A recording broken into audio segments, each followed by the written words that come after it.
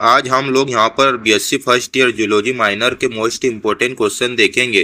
तो चलिए हम लोग यहाँ पर एक एक करके क्वेश्चन को देख लेते हैं। तो इसका पहला क्वेश्चन है, कोशिका किसे कहते हैं? कोशिका के प्रारंभिक इतिहास पर संक्षिप्त टिप्पणी लिखिए। इसके बाद फिर आता है प्रोकैरियोटिक व यूकैरियोटिक कोशिका से आप क्या समझते हैं, दोनों में अंतर समझाइए।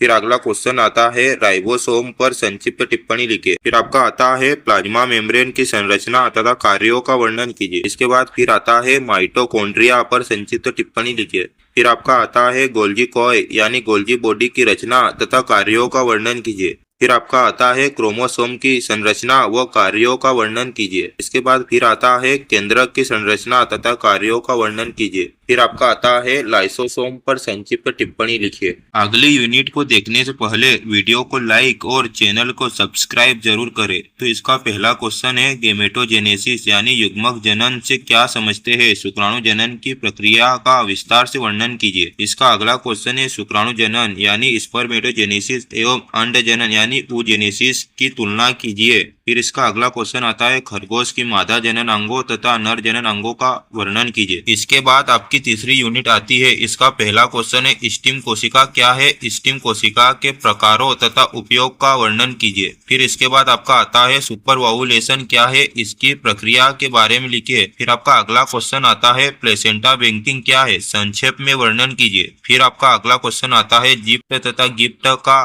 क्या अर्थ है? लिखिए। फिर अगला क्वेश्चन आता है आईवीएफ क्या है? समझाइए। इसके बाद फिर आता है जीन बैंक को समझाइए। फिर लास्ट क्वेश्चन आता है स्पर्म बैंक को समझाइए।